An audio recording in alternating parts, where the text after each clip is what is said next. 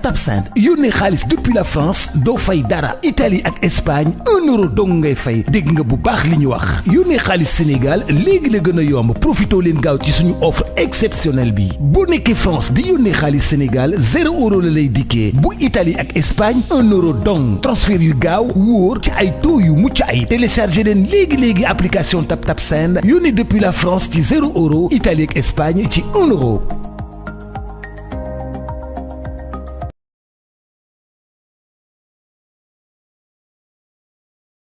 yaa diggante Reug Reug ak Boy Niang coow li bëri na diggante Reug Reug ak Boy Niang waaw coow li bëri na trop coow li bëri na gis naa ne ñëpp dañu jëm ci benn côté ñëpp benn wax la Boy Niang moom xeex bi Reug Reug moomoon bëre bi bref pour synthétiser quoi pour synchroniser wala simplifier ñi ñëpp soo xoolee réflexion boobu la ñuy wax est-ce que mënul demee neneen est-ce que surprise est-ce que affaire mënul ëlbatiku ça aussi il faut le prévoir parce que bon ñoom ñaar voilà je personnellement je trouve pas que c'est des bagarreurs quoi parce que man li may wax xeexkat dëgg li may wax xeexkat man soo ma waxee Malick Niang ma ne la c'est un bagarreur soo ma waxee Modou Lo ma ne la c'est un bagarreur soo ma waxee Doomu Daan ma ne la c'est un bagarreur soo ma waxee kan Tapha mbër bu njëkk pas Tapha mbër léegi Tapha mbër bu njëkk wulli sax ma ne la ñii ay bagarreur lañu mais su fekkente ne ngay dóor di reculer loolu ñu ne la bagarreur loolu ça m'étonne non Boy Niang n'est pas un bagarreur fin oui c'est vrai day xool fi muy dóor loolu moom da ko ëppale gars yi mais qu'est-ce qu'on appelle bagarreur en réalité parce que des fois affaire man du ma comprendre gars yi expression Caatu Yoff merci beaucoup quand tu me dis Caatu Yoff dama ne kii c'est un bagarreur maanaam kii da lay wàccee quoi c'est-à-dire xeexam day am effet xeexam day am njeexit mais ñun ñëpp on répète la même chose oui Boy Niang c'est un bagarreur mais un bagarreur en quoi oui c'est vrai du mbër mooy bu ñuy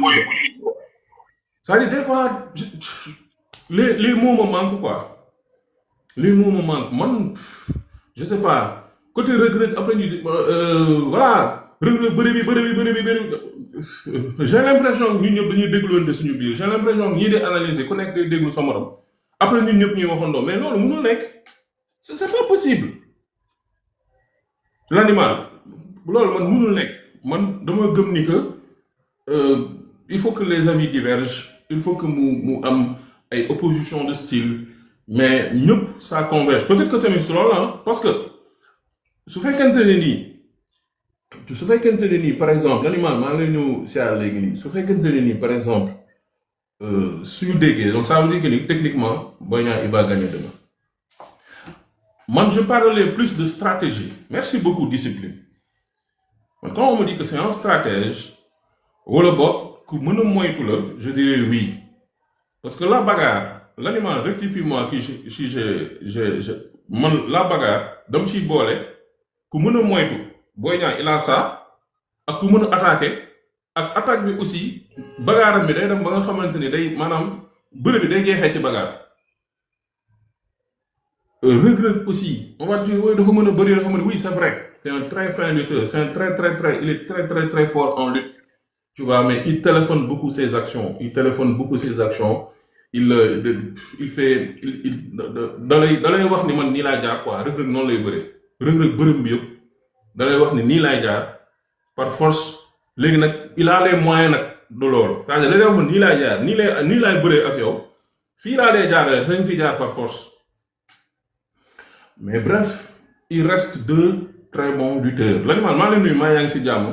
mon très cher. jaajëf waay Dev maa ngi nuyu tout le boy voilà tous les jege yi quoi voilà donc voilà quoi l'animal est de retour voilà qu'est-ce que je voulais te dire gis nga am na. nga baal son bi day xaw a mel ni lu étouffé mon très cher su dee da nga teg téléphone bi si benn kii su dee dafa tegu ci kaw table mën naa mu étouffé ko wala nga yéegal téléphone bi ak yooyu wala nga yokk volume bi voilà c'est bon maintenant. waaw on est d'accord ouais, c'est bon. C'est bon? Propre. C'est propre. donc li may expliquer mooy c'est deux lutteurs différents. gis naa ñu bëri ñu ngi favoriser kii Boy Niang ci xeex bi mais buñ fàtte ne Boy Niang moom il bagarre avec un jab moom il bagarre avec la main le bras d'avant te bras d'avant munoo ci kaw nit soit lenn rek nga ci mën a def ubbi ci R4 mën nga ci blessé nit mën nga ko déséquilibré ok mën nga cokkaas nit ki. waaw mën nga ko déséquilibré mën nga ko kii comment dirais-je mën nga ko blessé te R4 bi mooy bras d'avant mooy jàpp te bras d'avant bi jamais nga gis Boy Niang dóor ci uppercut jamais nga gis mu dóor ci crochet en général man ñaari lutteurs yi nga gis yi ma gis ñoom seen bras d'avant mën nañ ci dóor crochet comme man di ci dóor jàpp mooy Tapha Gueye Tigre de Fass moom bras d'avant bi mën na ci dóor jàpp mën na ci dóor crochet te gis nga Petit Lo aussi dernier combat bi bras d'avant bi la dóoree waa ji crochet court crochet large du moins mais Boy Niang depuis contre Modou Lo loolu laa doon wax bras d'avant lenn rek nga ci man mooy combat à distance ngay dóor jàpp comme ni Boy Niang defoon Sa Thiès gis nga bi Sa Thiès di ki dóor na ko benn direct bu dal stoppé ko dóor na ko Balla Gaye aussi mais loolu munu ci daane rëg-rëg munu ci dóor kaw te bu fekkee ne dafa forcé nag pour utiliser son bras en arrière même à l'entraînement bu ci simuler à l'entraînement on dit l'habitude est une seconde nature tout à fait combat bi demee ba bagarre rapproché am bu boobaa il oublie c'est forcé il oublie son bras en arrière bu jéemee utiliser bras en arrière bi on ne peut pas réciter mooy gauche bi quoi après waaw bras en arrière bi buñ ko forcer pour mu utiliser xeex ak ñaari loxo loolu danger la si moom parce que depuis mu nekk Boy Niang ba léegi il utilise que son bras d'avant mooy benn loxo lay xeexee léegi nag buñ ko forcer mu xeexee ñaari loxo danger la si moom te moom lenn la amee avantage si Reug Reug mooy combat à distance comme ça Reug Reug fori ko muy dóor jàpp di utiliser mais bu dee combat rapproché comme moom Modou Lo bi ñu jegantee di échanger coup loolu direct du fa mën a jàll parce que direct il faut nga gis épaule bi day reculer gannaaw direct mënoo ko dóor uppercut épaule bi day wàcc crochet uppercut épaule bi day ubbeeku mais direct épaule bi day reculer en arrière te boobaa combat rapproché ça ne l'arrange pas donc moo tax ñuy wax ne Boy Niang est avantageux dans la bagarre man je dis non je donne Reug Reug dans la bagarre 60/40 parce que Reug Reug il utilise ses deux bras ba pare bras d'avant bi gis nga contre Malick King dana ciy dóor uppercut danay dóor crochet te il utilise ses deux bras. ok voilà pour le moment voilà. ok constat boobu laa def. non non c'est-à-dire il faut c'est-à-dire c'est ça man damay bëgg qu'on utilise les termes qu'il faut ok Boy Niang mën na moytu moi je suis d'accord il regarde quand il frappe moi je suis d'accord mais su fekkante ne tu bagarres avec une seule main te sa beneen loxo bi doo ko utiliser suñ la duggaloon ci ring de boxe on va t'exécuter suñ la duggaloon ci MMA dañ lay wàccee et aussi gars yi bu leen fàtte son dernier combat contre Modou Lo bien vrai qu'il a donné plus de coups mais il a perdu dans la bagarre les gars pourquoi on ne dit pas ça il a perdu dans la bagarre il s'est bagarré contre Modou Lo il a reçu un coup qui l'a mis KO coup boobu noonu mën naa ne jugaatul ci coup boobu noonu ci la ko Modou Lo sañaxalee mu jàll donc des fois je me pose la question en fait ce côté bagarreur qu'on nous dit quand on me dit qu'il est fort en déplacement boxe là je suis d'accord parce que day dóor di def gauche droite reculer Reug Reug n'a pas ça corrige-moi l'animal si je me trompe. Oui, Reug Reug attention il a démonté le russe là fële il a démonté dafa tamit bi yëpp direct la woon. en tout cas li ma lay wax Dave si c'est un combat bagarre rapproché Reug Reug moo ëpp avantage parce que Reug Reug danay esquive danay def retrait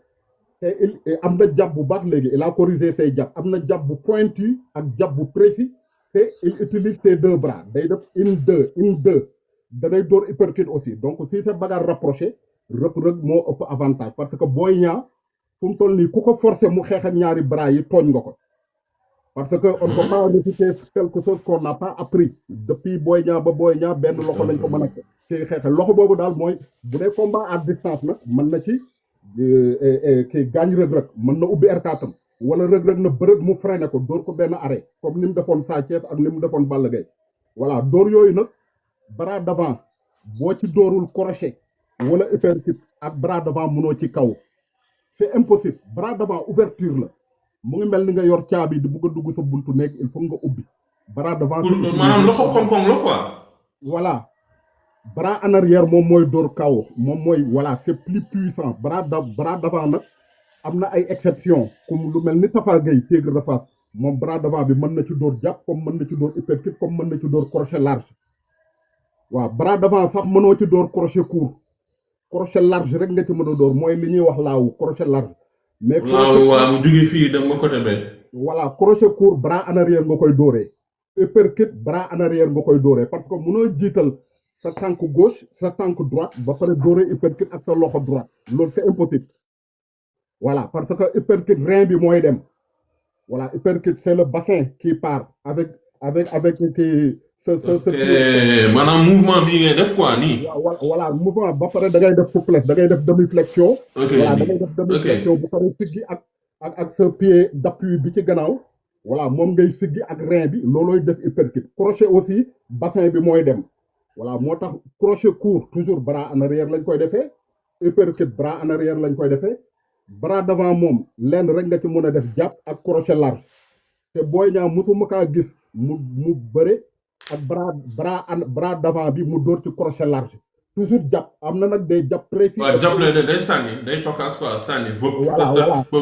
voilà lana tax jaabam bi ça fait mal parce que il ferme ses poings bu lay dóor jàpp kentoo bi la lay dóor kentoo bi il ferme ses poings. moo tax ok du ubbi loxo yi quoi. waaw du ko ubbi. maa ngi siyaar. day fermer point bi bu baax te il est précis bu lay dóor toujours kentoo bi mooy dal te il est précis moo tax. waaw day xool fu muy dóor nag ça moom il faut le dire day xool fu muy dóor. bu la freiné wul aussi jàpp bi dana ça fait mal voilà boo ko dajee ça fait mal parce que loxo bi day wow te day fermé wu du am air mën na ci ubbi R4 mais nag fu combat bi demee combat rapproché nii ba nga xam ne jegante nañ foofu Reug Reug moo ëpp avantage parce que boobaa Boy Niang nit ki bu la jegee lenn rek nga mën a def crochet court wala uppercut wala mais jàpp mënoo ko def booy jàpp gisoo bi mu doon jàpp Modou Lo yu bëri da doon romb si bopp Modou Lo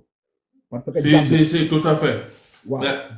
jàpp nag combat à distance la. voilà donc après bu ñu demee si ñu dem si côté bi moral ñu bëri tamit dégg naa nee nañ combat bi Boy Niang moo ci ëpp moral quoi. ma ne nag loolu man. waaw mais bismillah l'animal mental bi c'est vrai que mental bi ñu bëri bon parce que li ci li Reug Reug jóge ci kaw tamit est-ce que tamit mën na ëpp mental Boy Niang nga xamante ne ça fait 2 ans qu'il le prépare aussi hein. donc man au contraire parce que Boy Niang Reug Reug il a atteint dans la cour des grands ku dem bay jàkkaarloog Malikin l'homme le plus fort au monde auparavant nga ñëw gañe ko jël ceinture nga xam ne Malikin combat yëpp ay kaw la ko def. nga xam ne public Sénégal bi yëpp nga dem ba gérer pression boobu seen premier combat gérer ko deuxième combat donc pression mënta dépasser loolu mu ngi mel ni yow nga dem ba jàkkaarloog Tyson américain ba pare wàccaat si suuf donc c'est zéro pression au contraire voilà xam nga ku dem ay sparring partenaire ak ay Cyril Ngane ba pare nag dem Dubaï yàgg fa def sparring avec des professionnels ba pare jàkkaarloog ku mel ni Malikin champion du monde 2 fois jógee ci ne donc Boy Niang c'est comme voilà da nga koy voilà donc zéro pression au contraire pression bi ci Boy Niang. kon loolu tax des fois mu koy ñàkk nawloo ci face à face yi. oui loolu la parce que da koy xeeb donc te nit ki boo ko xeebee voilà doo am pression nit ki kay pression ci combat tu peux pas contrôler ta kii comment dirais-je la pression du combat loolu ku tiit nit ki la voilà Boy Niang au contraire moom moo naan Reug Reug kii bëri na mbapat lu yàgg bu dee bëre bi. waaw bëreem dafa ñor si mbapat ba pare ku dem ba jàkkaarloog Malikin ku am ceinture belt mondial donc pression bi si Boy Niang lay ëppee voilà man je donne côté mental je donne Reug Reug 60 Boy Niang 40 côté bagarre rapproché côté bagarre d'une manière générale je donne Boy Niang si c'est rapproché Reug Reug à distance Boy Niang waaw à distance bi Boy Niang lan la parce que Boy Niang am na jàpp bu précis te loxoom gaaw na am na jàpp boo xam ne c'est précis et puis Boy Niang aussi Reug Reug na def attention parce que Boy Niang il est trop fort en riposte mooy boo dooree jàpp avant ngay def retrait voilà heure boo dooree jàpp rek avant ngay replier wu moom am na riposte bu rapide voilà am na riposte bu rapide te Boy Niang kuyam dafa précis du mooy moom jaabam il faut mu dal la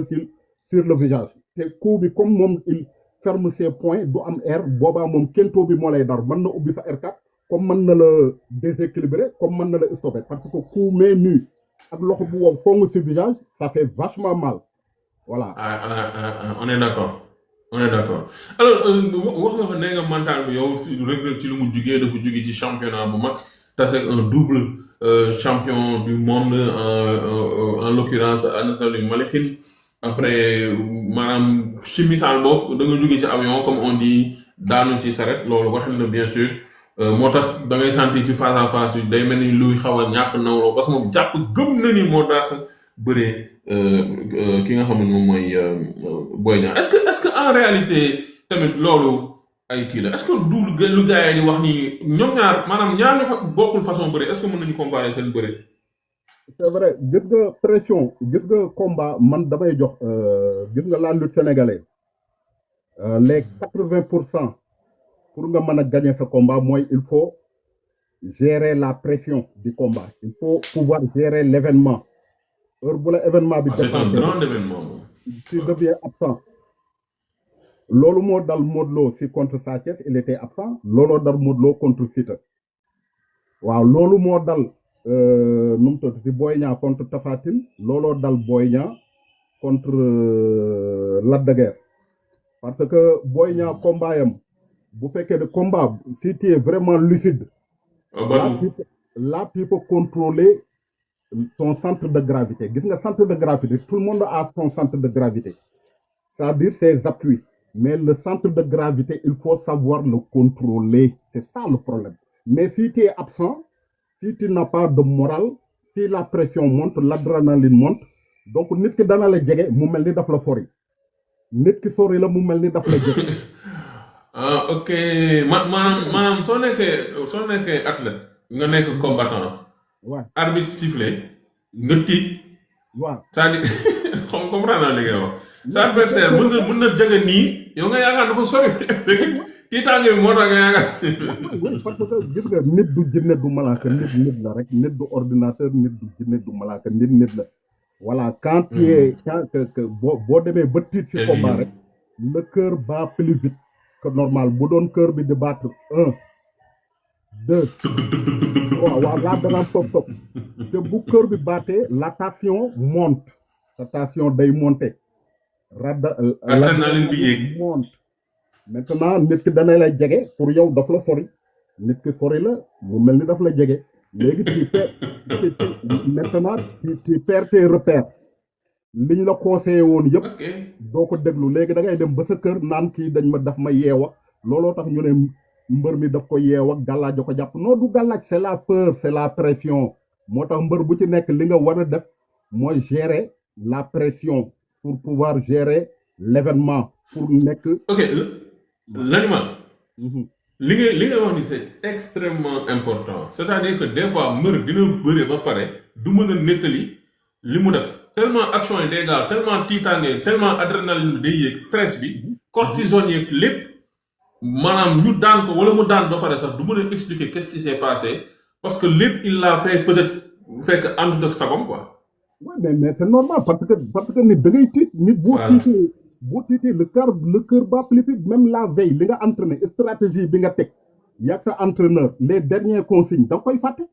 parce que yow xel du jàpp ñaar gis nga nit ku tiit voilà tu deviens absent looloo tax nag Sénégal nit ku tiit dañ ko gàllaaj si moomoon combat bi mais dem na ba arbitre bi sifflé ñun nag ma combat du noonu c'est la pression te balaa nga koy xam xoolal ma jox la benn secret gis nga arbitre bu ooyee ñaari lutteurs yi bay def des consignes voilà comme ça voilà boo reculer nangam di def consigne à 2 minutes avant muy sifflé léegi xoolal ñaari mbër yi ki taxaw benn place bougé wul kooku noonu il contrôle voilà kooku il gère l'événement mais ki nga xam ne tànk yi mënul taxaw benn place mu ngi cëppi voilà loxo yi di kii voilà donc loolu noonu xamal ne voilà loolu ñi def sport de combat war nañ ko xam bu dee da nga taxaw arbitre di def consigne mu def 1 minute avant muy siffler nga taxaw benn place rek sa tànk bougé wut voilà ak ki nga xam ne tànk bi waaw day def tànk bi nii day calli voilà parce que c'est le tempérament quoi dootoo mën a te voilà la pression monte voilà donc loolu là tu deviens absent même liñ la mujjee conseillé sax da nga koy fàtt moo tax ma ne le moral dans le combat gis nga entraîneur yi li ñu war a njëkk a conseiller seen mbër mooy garder le moral pour pouvoir gérer l'événement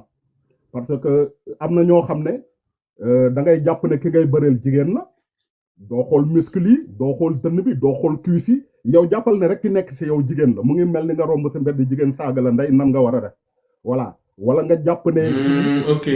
waaw loolu dana wàññi pression bi wala nga jàpp ne yow kii nii sa booy boo xam ne la il a que 10 ans ëppee nga ko plus de 40 kilos léegi moom mu ngi mel ni nga boole ponkal buy def 120 kilos nga boole kaak kuy peser 35 kilos yow loolu da nga koy def sa xel jàppal ne kii daal ëppee naa ko 40 kilos maa ko dàq bëri loolu noonu day tax pression bi monte donc après boo defee noonu sa benn xel bi 2 parties la benn xel bi danaan mais tu hallucines la benn bi ne way pourtant voilà léegi yow boobaa doo gis ni kii benn xel bi naan noo kii xaleel mais nag boo jàkkaarloo mbër ku mel ni Reug-Reug nga xam ne bu yaram bi tàngee wala ku mel ni Franc bu yaram bi tàngee nga xam ne dañuy daw di rëppatal rek mel ni genre de combat buy daw nga xool cuisse yi xool dënn bi xool pëj bi mais c'est normal tu vas yooyi il faut nga yooyi c'est normal tu vas yooyi voilà. Non, mais quand des fois, tu peux être impressionné, un lutteur, mën nga entraîner, mën nga ñabbu, ñëw après, maanaam nga xool sa adversaire mu tiital la quoi. waaw mais délégué mais boo xoolee cuisse yi ni mu toll ba surtout ma jox la ñaari exemple rek si Reug-Reug ak Franc ñoom il faut nga am vrai mental de fer pour bu combat bi defee avant arbitre bi siffler voilà nga mën a gérer la preuve parce que Franc boo ko gisoo muy rëppatal rek mel ni bukki bu rëcc di rëppatal di daw rek yow léegi boo concentré woo si tes muscles tes gestes tu deviens absent loolu doo ko tey la pression va monter voilà la tension va augmenter la pression monte tu deviens absent ku mel ni Reug-Reug aussi waaw Reug-Reug aussi boo gisee comment il a des muscles saillants ba pare nga jàpp ne kii bërekat la kii dafa am mbapat fu ma jàppee rek làmb ji jeex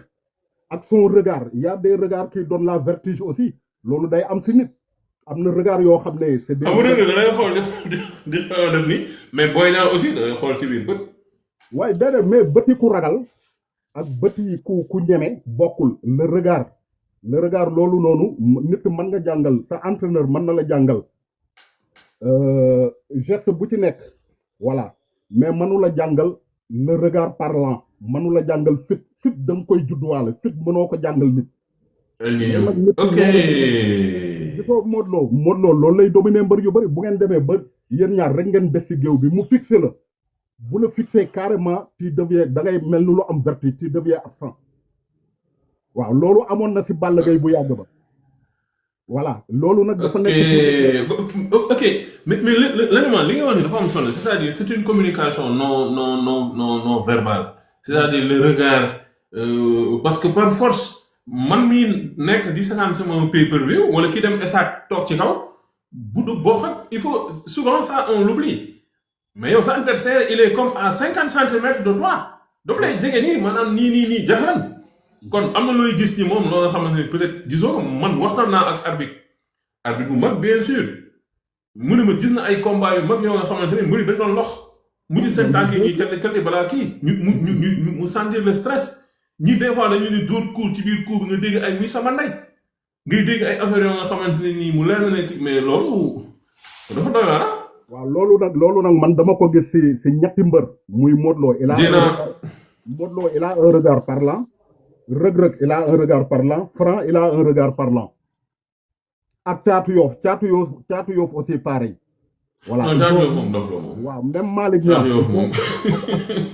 waaw même Malick Niang aussi loolu yàlla moo ko def si ñoom don la boo jàkkaarloog ñoom avant arbitre di siffler boo xoolee seen kanam rek mais tu as la vertige tu deviens absent parce que regard bi ñuy def la voilà c'est regard de rageux un regard qui dégage la rage voilà le dépassement de soi l'envie de vaincre voilà te loolu nag sama dëgg laa lay wax gisuma ko si Boy Niang non logique yooyu l'animal looy wax nii par exemple un regard dissuasif loolu gisuma ko si Boy Niang voilà donc moo Boy Niang bi jàkkaarloog Balla Gaye numéro 2 jàkkaarloog Sa Thiès jàkkaarloog ñoom Modou Lo ak yooyu non mais loolu nit mënuñ la ko jàngal loolu c'est né il faut né comme ça il faut né voilà mu ngi mel ni Tyson américain Tyson bu njëkk ba judduwaale la quoi. voilà judduwaay la am na ñoo xam ne nii du question dañu ñaaw du question dañu kii mais ils ont l'âme dañu yor étoffe boo xam ne nii voilà quand ils leur regardent tu as la vertige voilà leur visage sent la rage du pas la haine quoi mais vraiment la rage de vaincre da ngay xam ne kii il est sûr de lui-même gis nga Franc bu combat bi desee ay 10 minutes 15 minutes tu sais que il en est sûr de lui day kontaan combat bi il est free voilà day am souplesse il concentre pas sur ses coups voilà donc loolu nag nit ki mënuñ la ko jàngal du entraîneur moo la koy jàngal du dara il faut né comme ça il faut né guerrier voilà fit kenn du ko jàngal nit waaw il faut né. Riziki kan moo nar a diriger combat bi parce que Reug mi ngi ko naan combat bi su yéexee ci man la su gaawee ci man la te ñëpp xam nañ ni Boy Niang aussi c'est un fin tacticien quoi maanaam su buggul nga jege te doo ko jege. Et puis am na ay déplacement yu muy am ñenn ñi sax ñu ngi dem ba naan combat bi est-ce que du match ñu ndax enjeu yi nga xamante ne dafa am ci combat bi su arbitre sifflé ndax du doon combat bu yàgg ndax loolu gars yi duñu am dëgg ñi di wax loolu naan combat mën na dem sax ba deuxième mi-temps. non man gëwuma ne combat bi dana yàgg parce que ñoom ñaar tellement y a la rage y a la haine quoi voilà mu ngi mel ni entre Modou Lo ak Sa Thiès seen combat waaw. bokkut ak Modou Lo ak Modou Lo bi muy bëreeg Boy Niang bii bokkul waaw bii nii gis nga waaji naan te waaji nee na ko dama lay coog te gis nga waaji bi mu ne ko dama lay lekk si waaw Boy Niang nee na ko dama lay lekk si wax na ko waaw xam nga bi mu ne ko dama lay lekk boobu ku xool gis nga regard boo xoolee seen dernier face à face bi nga xam ne Reug il a à 100% de confiance que ne Boy Niang doyu ko gallas li voilà ça se voit dans ses paroles ça se voit dans son comportement gestuel, ça se voit dans son regard. Ak ni muy réyee bu Boy Niang waxee. ça lui fait ouais. Non ça il faut le dire Reug respecté wul Boy Niang franchement naxoo ko. non parce que daf ko wóor ne il a xam nga nee nañu par exemple quand un éléphant piétine un cabri et puis lui dit pardon c'est quoi d'après toi. C'est un peu de la foutaise hein. Non. Mais quoi? Écoute bien, quand un éléphant piétine un cabri. Ouais, piétine un cabri. Et puis l'éléphant lui dit, pardon. C'est quoi? C'est peut-être de l'erreur, peut-être de Fudjoum, Djisugo. Ouais, mais là, n'attends pas ko pardon. Un éléphant. Un éléphant qui piétine un cabri et puis lui dit, mon frère, pardon. C'est qu'il n'a pas peur, c'est le respect. Un éléphant n'a pas peur de Voilà, on est d'accord. Donc, moi, je le conseille, bu combat bi il marche vers Boy Niang. Voilà, boum taxaw. Comme ni Sa Thiès attaqué won Modou Lo, nonu lay def. Donc, il marche vers lui. Ba paré nak pour couper distance bi. Djema fay mom bagarre rapproché. Pas mu djema parce que buy lewato ben rek Boy Niang mën na ubbi R4 lu leer la lay wax. Parce que voilà, te heure bu dooree jàpp. Et puis bu dooree jàpp ak Boy Niang xaw ma nag ban pied la Reug di jiital xaw ma pied droite lay jiital xaw ma pied gauche mais heure bu dooree jàpp na benn loxo bi def waaw benn loxo bi door jàpp beneen loxo bi bu mu wàcc na def écran nii parce que Boy Niang dafa am. na def ci kanam bi quoi genre nii. pour ma xaw a mën a gis. voilà lewaatoo bi bu mu wàcc su suuf nay lewaatoo yi ne bu dooree jàpp léegi beneen loxo bi na def léegi nag parce que Boy Niang dafa am riposte bu rapide léegi Reug bu dóoree ne day def retrait balaa muy def retrait Boy Niang moo ko ëpp tuuti rallonge Boy Niang mën na ko dóor benn direct mu dal te bu boobaa il va avoir l'ouverture dans les R4 donc moo tax ma ne foofa il faut que mu jéem a rentrer dans son périmètre de sécurité dans la surface de sécurité Boy Niang nga xam ne boobaa Boy Niang direct bi xam nga direct pour nga mun ko dóor il faut nga fori waaj mais bu dee combat rapproché direct comme ça l'épaule day retourner en arrière direct xam nga épaule bi day dem ci gannaaw voilà donc direct bu combat rapproché rek direct bi day romb voilà léegi nag boobaa Reug dana mën a utiliser ses deux bras dana mën a door crochet court crochet large dana mën a door uppercut voilà te comme foofu tamit kaawoo mën na ci am parce que Reug il a bien soigné son boxe way Reug maintenant il a une boxe propre du laaw te direct yi c'est précis te il boxe avec ses deux bras waaw bras avant bi dana ciy door uppercut dana ciy door crochet large bras en arrière bi dana ciy door crochet dana ciy door uppercut donc man bu ma indi woon Reug dama naan ko bu arbitre sifflé marche vers Boy Niang il faut l'attaquer nga couper distance bi dugg dans son périmètre de sécurité. Donc c'est à lui de faire le combat moom Reug Reug. Voilà jéem a def bagarre heure bu Boy Niang utiliser bras en arrière bi rek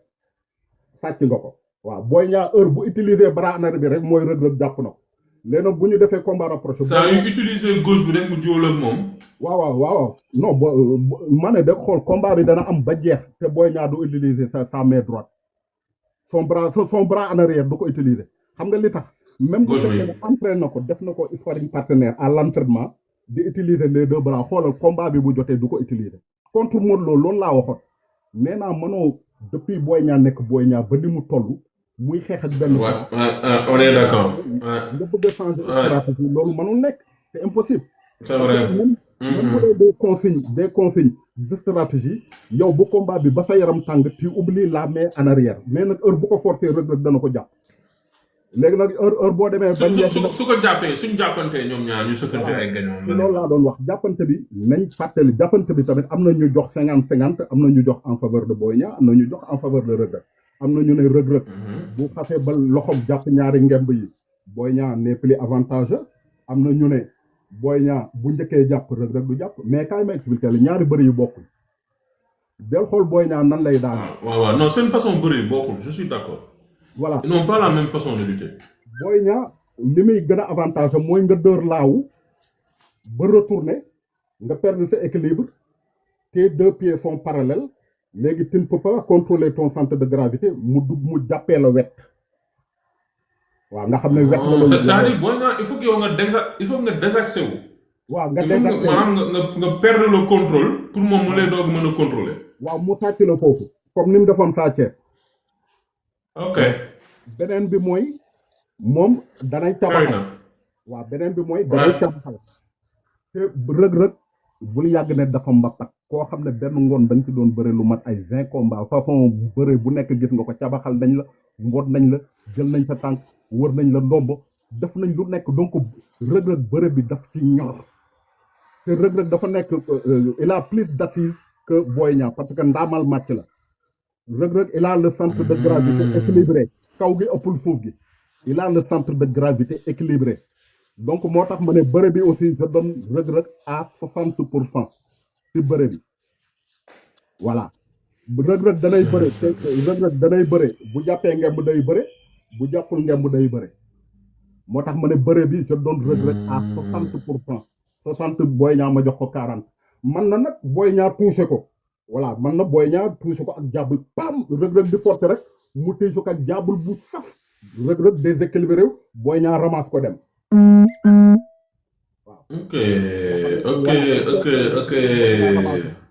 voilà Reug Reug aussi mën na ñu def combat rapproché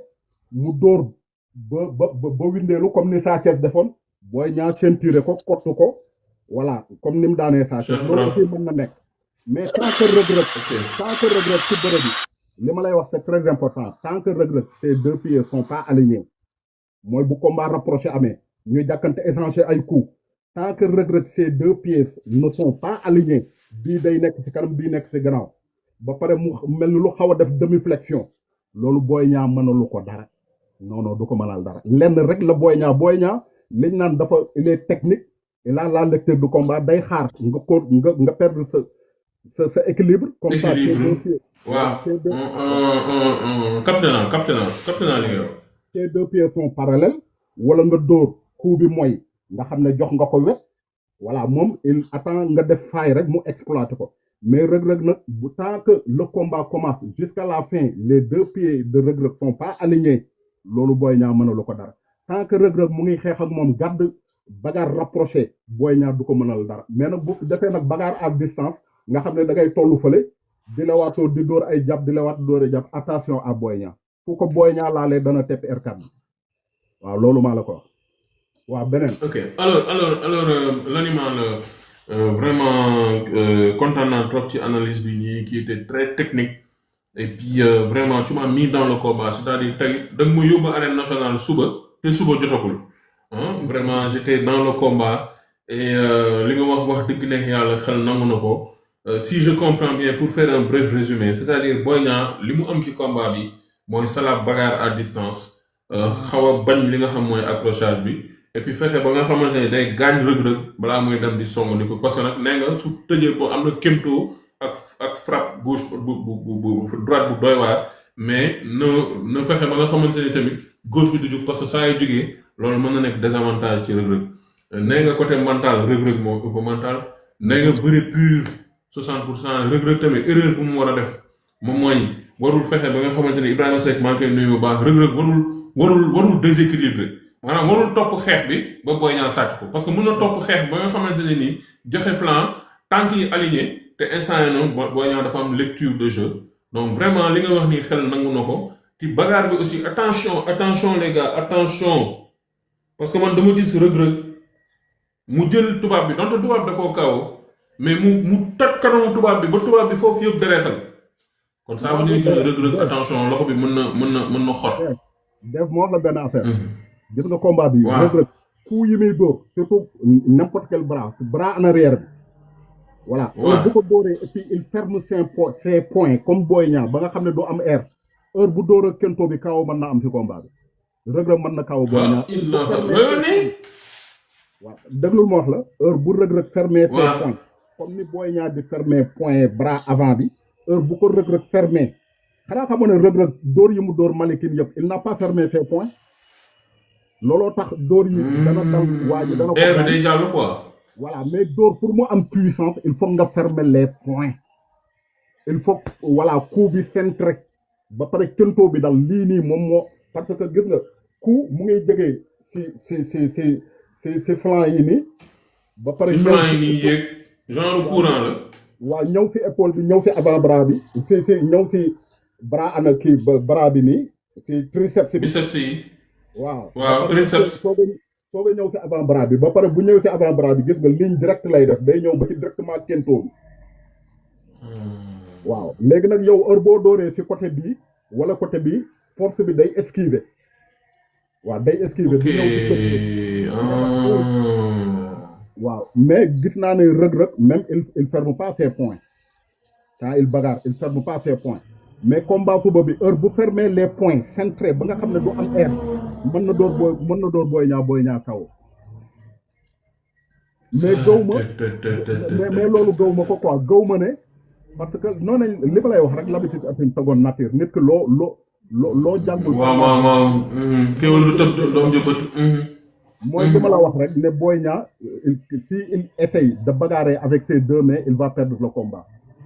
ba pare loolu tamit mooy rëg-rëg tamit day ko xool pour mu fermer les points comme ni Boy Niang di fermer point avant bi mooy bras d'avant bi ni mu koy fermer dina ko dóoree loolu rëg-rëg moom il ferme pas ses points ne sont pas centrés voilà donc looloo tax ma ne voilà combat bi daal mu ngi noonu man daal sama analyse voilà sama pronostic mooy je donne avantage rëg-rëg à 60%. Boy Niang li tax rëg-rëg li tax muy perte mooy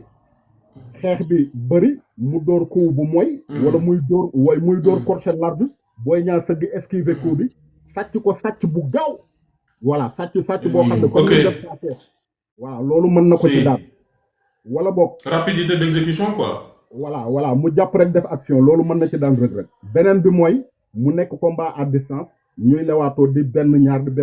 léegi Boy Niang mën na ubbi R4 am foofu voilà ñaar yooyu voilà wala boog ñu dem ci côté saako yi kenn tarxiis déséquilibré rek keneen ki yeggali la mais nag bu dee combat bi ci biir géew moom sérieusement parler man ñoom ñaar kenn du ci sama mbër moo tax faraluma kenn que le meilleur gagne man faraluma kenn léegi problème bi mooy sama stratégie rek sama xalaat rek laa joxe voilà mais nag sama xalaat bi mooy ci bagarre bi je donne Boy Niang 60%. mental bi bagarre bi je donne Reug Reug 60%. sur le côté mental de faire je donne Boy Niang 60%. Reug Reug 60%. côté lutte bi aussi je donne Reug Reug 60%. bu ci nekk daal jox naa ko boo gisee ma joxe 60 jox kii 40 parce que voilà bu fekkoon ne moo ko mën foofu dama naan 80/20 mais ce qui veut dire que Boy Niang aussi mën na daan si kaw mu Reug di bien sûr c'est-à-dire di nga am 40% de chance de gagner c'est-à-dire que mooy ëpp chance mais kenn tamit du ñàkk chance. mooy que ne Reug mën na porter Boy Niang dóor ko arrêt bu dal ak bras d'avant bi arrêt bu dal comme bi mu dóoroon Sa Thiès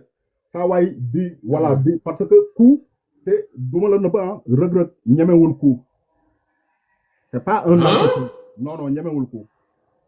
waaw loolu fàtte woon naa la ko wax c'est pas un encaisseur Reug boo ko touché rek. maanaam coup day yàq làmbam quoi. waaw day yàq làmbam c'est pareil pour Boy Niang aussi Boy Niang tamit ñemewut coup. waaw li moom explosion bombe nucléaire la quoi. voilà kon ñaari mbër yi ils n'aiment pas encaisser des coups c'est pas des gens de popola nga xam ne dañuy lekk coup pare dem di dox sa kaw quoi. ñoom ñaar ku ci njëkk a encaisser coup un coup dévastateur seul combat yàqu la. moo tax ñoom ñaar combat njëkkandu la quoi maanaam man maa lay njëkk a dominer ok. man nag bu ma ci doon kenn si ñoom naa fexe ba njëkk a dër un coup centré un coup vraiment dévastateur bu dal touché si visage ku ko njëkk a def rek gagné nga parce que ñoom ñaar ñoom ñemewuñ coup Boy Niang lan a tax mu yooru contre Modou Lo parce que il a reçu un crochet. il a reçu un petit coup qu'il a mis KO. waaw coup boobu noonu coup coup ak mais nii ñu ko ñeme bëriwul de lu leer laa la wax. ñi ñeme mais c'est vrai que ñun loolu dañ koy faral di fàtte mais suñu mbër yi loxo neen la ñuy xeexee. voilà ba pare loxo yu wow koŋ boo ko dóoree day mel ni yow nga nekk sa oto mu def accident ci kanam ki airbag bi toj. maanaam mel ni jël brique rek. voilà coup bu la kawowul mais bu dalee ci kanam tak way coup bu dal ci bakkan wala ci kii day mel ni kaani lañ jël fëtt ko sa kanam ànd ak mbéj boo xam ne c'est épouvantable.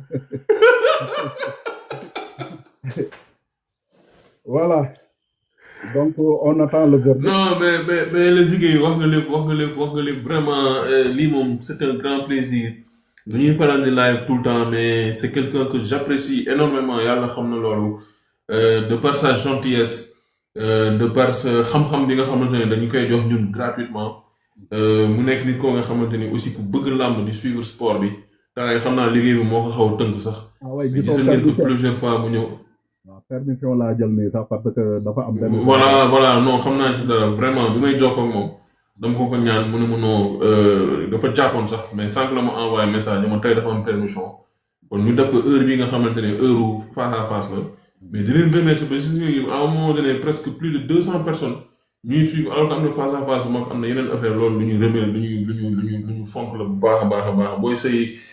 ñu koy siyaar numéro 5 ans. alors le Zigué ñu bàyyi la nga tàggatoo ba beneen yoon incha allah rabbi. ok man maa ngi lay remercier bu baax j'ai vu ton geste aussi def naa ko sama statut même il y a tellement de vues surtout j'ai des amis maliens yoo xam ne c'est des gars de très haut niveau pour la première fois ma gis ñu aimé sama kii voilà donc moom mooy casquette bi nga sol kii nii waaw publié naa ko depuis démb sama statut donc ça a battu le record des j'aime. Donc, en tout cas, je te remercie. Quoi. Pour Wanene, bientôt, je serai bientôt au Sénégal, Inch'Allah, mois de juillet, pour 4 à 3 mois. Inch'Allah. Donc, nous nous tout le boy, et puis, Wanene, le Zigué est de retour. Le boy, le Zigué. Merci. Puissance, mon frère. Voilà, donc, boy, l'animal, le Zigué di nuyu tamit sa grand frère maa ngi koy nuyu bu baax borom King Fahd Palace maa ngi koy nuyu bu baax a baax. ok jaajëf. voilà jaajëf puissance donc di ko kontaanee aussi suñu sponsor yi di Tap Sand bu baax gis ngeen liggéey bi.